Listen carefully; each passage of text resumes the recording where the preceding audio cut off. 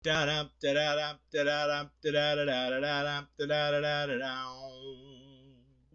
does that even mean, Bowers Game Corner?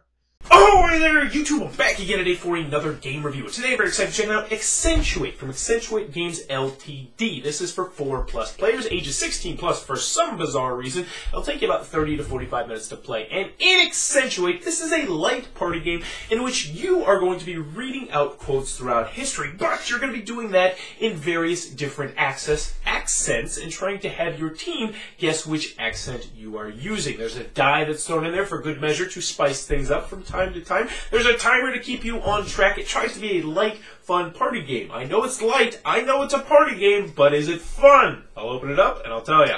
Alright, then we're going to take a look at what you're going to get inside of Accentuate. First and foremost, we have a handy-dandy rule card, which is like a double card stuck together.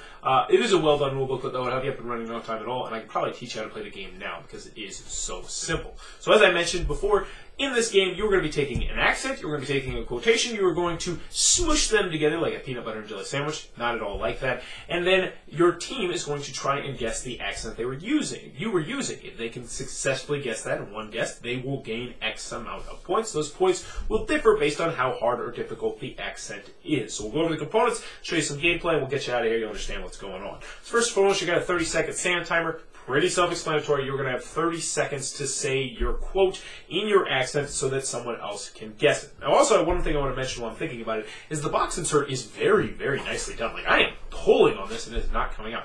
So for the base game, it's great. When expansion comes out, not so much, but still a very nicely done box. I just wanted to mention that. So next we're going to have our accent cards over here. Your accent cards are going to be very simple. They're going to have what the accent is and how many points it's going to get you. So French, 3 points. New York, 1 point, because I see that is a little bit easier. Indian, 4 points. Indian, 4 points. Irish, 3 points. So on and so forth. There's no surprises or anything crazy in here. They're just different accents, which are listed on this card right here. And you get one of these cards, and when it is your team's turn to guess, you're going to have this card, and you're going to try and predict which of these languages, or which of these accents, I should say, is going to be the one that player is using. Next, you're going to have the quote cards, which are very interesting to me. I was not expecting these them to be what they are when I got them, because they're just random generic quotes. Here we don't have a climate, we just get weather every darn day, excuse me. Oh, there's a misspelling, there's 2 N's. A dancer goes quick on her beautiful legs, but a duck goes quack on her beautiful eggs. Snow White and the Seven Dwarfs in 1937 was Walt Disney's first animated feature. We're starting to see a lot of windmills where there used to be only oil wells. So it's just random quotes in there. Last but not least, we have a die right here. There's going to be some special sides on the die. I will go into that in a second. But what you need to know is that you are going to be rolling the die every single time you do a quote. Sometimes it won't do anything, though. So in this game, we'll just go over how the game is played. So let's just say you have 8 players. You can play it as 2 teams of 4. You can play it as 4 teams of 2. You can break it up, deviate it however you want. But you're going to break up into teams. You're going to decide who's going to go first. And then you are going to chuck the dice and see what's going to happen. So this symbol right here is play. This just means nothing special is going to happen. A person is going to just commence on forward. Next, you're going to have the pass. If you roll this, then you can pick another teammate to speak. So essentially, if you don't feel comfortable doing it, you can say, you know what, you're going to take this one. However, you have to do this before you see the quote and the accent. So this one, you have to decide that, you know what, I don't want my turn now, but who does that? I always want my turn. Next, you have swap. This is you can get off the hook if you want to. So if while the timer is running, so you know what accent you want, you know what quotation you have, you say, no, I just can't do this accent, it's too difficult, then you have the option to swap out accents and just draw a new accent, which might potentially be a little bit easier. Last but not least, we have all, which is the only gray area of the rules, but it's a minor gray area. And essentially what this means is after you have done your accent, everyone is going to have a turn to guess. Now, the way we played it is your team has a chance to go first, and then if you miss, the next team, and then the next team, and then the next team. However, the rules are unclear on that, so I'm not sure if you're just supposed to shout it out as soon as you get stunned or how that works, but that is the all. And that's what you're going to have on your dice. The first thing you're going to do is you're going to roll the dice, and in this particular example, I would be talking to everyone. So everyone is going to be paying attention, actively paying attention. Next, I would draw a quotation card, and I would read it. An astute idea from Teddy Roosevelt was speak softly and carry a big stick. So I would just read that quotation in my normal voice to get everybody, inclined to whatever the quotation is. Now I'm going to pick an accent card, and then I am going to start the timer. So I need to say this in a Minnesota accent, and I would need to get you guys to guess what it is. Oh God, I don't know what Minnesota people sound like. An astute idea from Teddy Roosevelt. Okay, this is terrible. So instantly, all right, keep going. Okay. An astute idea from Teddy Roosevelt was speak softly and carry a big stick. I'm just trying to differentiate from everything else. This is actually a terrible example. So I would not gain any points, and people would be laughing at me right now. And after we're done, I'm sure someone will say, oh, this is how you talk like Minnesota.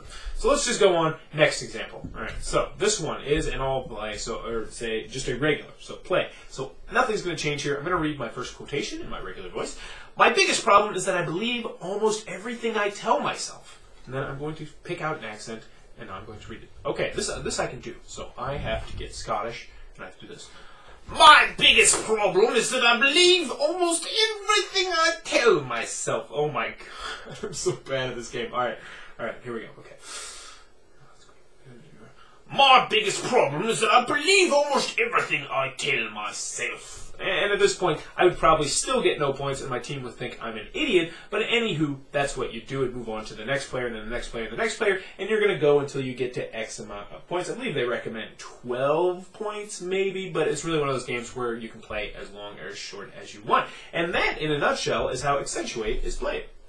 Alrighty then, Accentuate from Accentuate Games Ltd. What are my final thoughts? Let's go over the pros, let's go over the cons. First, on the con side, the game is not going to be for everybody. In fact, this game is going to cut out a large subsection of people immediately, and that is people who do not want to get up in front of a crowd, even if it's a smaller crowd, and make a fool of themselves by reading out a random quotation, sounding like an Irish or Jamaican or Russian person. Some people just do not want to be the center of attention, especially if they're doing something silly. If that's not your cup of tea, it's not your cup of tea. I know personally my wife did not like this game. I told her about it, and she's like, yeah, I don't want to play that. I want to watch it. That sounds like it's going to be fun to watch, but I want no part in that. Because she's just a little bit self-conscious about that sort of thing, getting up in a crowd and sounding silly.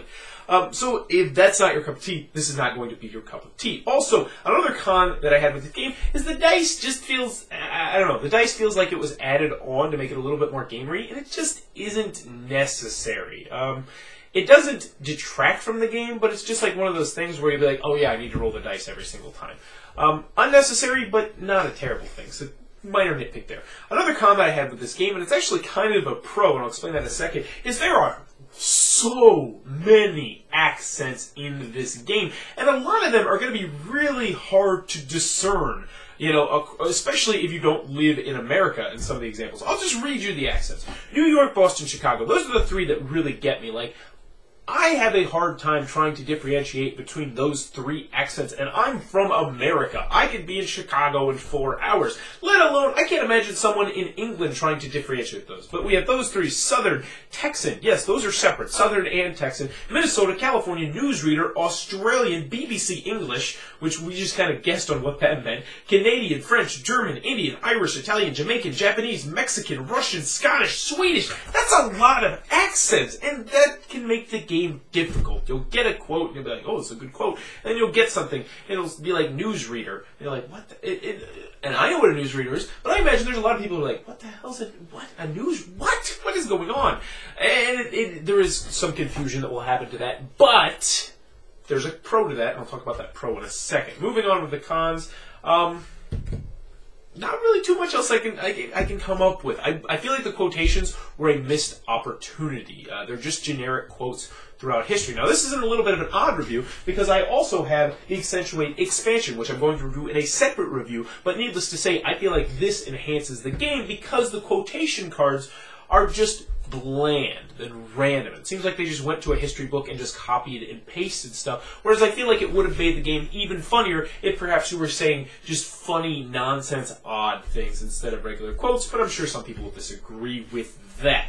Any other cons I have for the game? Not really. You pretty much know what you're getting into here. This is a game where you get in front of a crowd and you make a fool of yourself by trying to say something random in a random accent. That's what you're getting in this game, and this game does that in spades. So moving on, Accentuate. Do I recommend the game? Yes, I do, if you're in the market for a light, fun party game that is going to have people laughing, and that is what happens with this game. It's just plain funny, because you get people up there, and they say the quotations the first time, you're like, okay, and then they get it, and they're like, I didn't know what the super, and you're like, is that French, or are you Russian? What is going on here? And it's clear as day to them. They're like, no! Okay, let me just grab one second. My biggest problem is that I believe almost everything I tell myself. And it's just like, alright, I think that's Chicago. And they're like, no, it's French, you moron! It just creates these fun, little tense moments where someone clearly knows what they're trying to do and everyone else is like, I don't have no idea what's going on. And that is fun. And it's funny. And I enjoy that aspect of the game. And that is the game boiled down.